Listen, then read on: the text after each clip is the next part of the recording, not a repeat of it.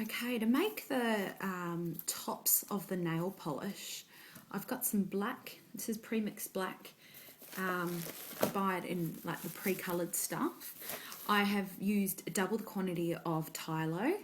Really, I've used probably, this is half black and half white, Bakel's brand white.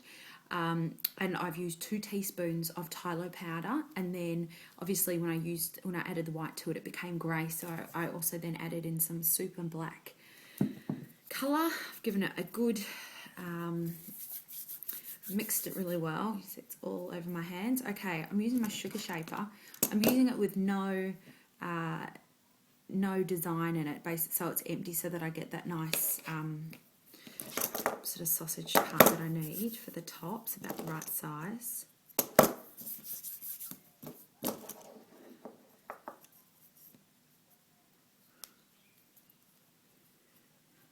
Push it right in.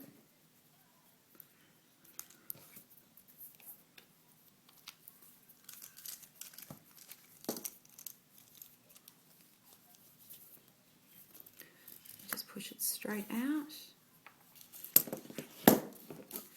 Give it a proper cut down the bottom so that it's nice and hard, and then slice it right off the top.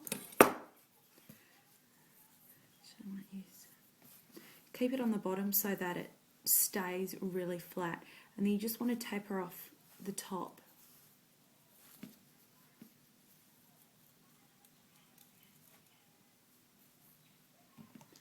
And then once you're happy with that, grab your modelling tool or toothpick and just make a hole in the bottom. This is how we'll attach it, and then we'll just leave it. See my other ones here. You can just leave it to dry. Okay, one of them, you need to make sure, this is the one that's going to be lying down with the brush out, that's going to paint, you know, the happy birthday.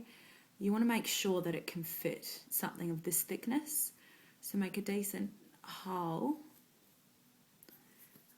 and leave it dry. The other ones just need like a toothpick, but this one needs a decent one. Still going to dry it upright so that it keeps the shape rather than drying it on its side and then it flattens on one side.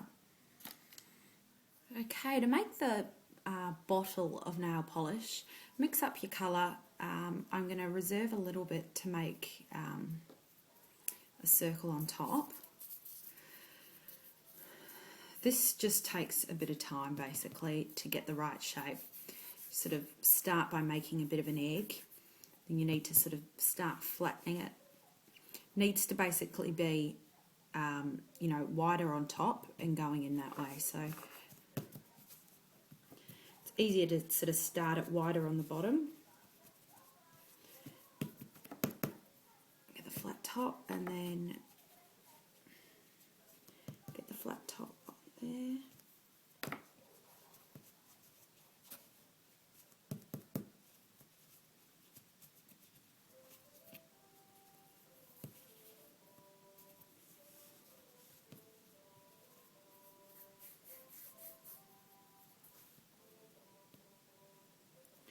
Okay, roll out your other little bit. Okay.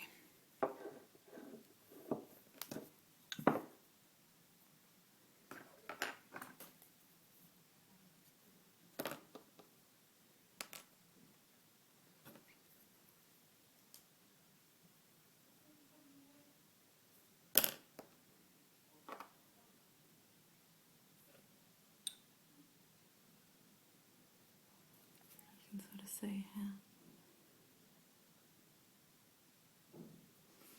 Excellent, and then leave that to dry. Okay, I've just broken a toothpick and stuck it in. That's the one to keep.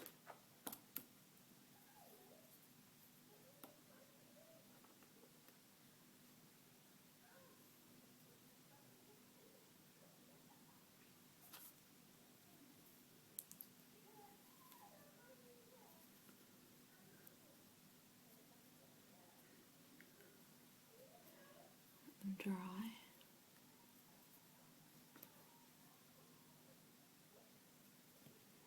This one hasn't forgot to prick.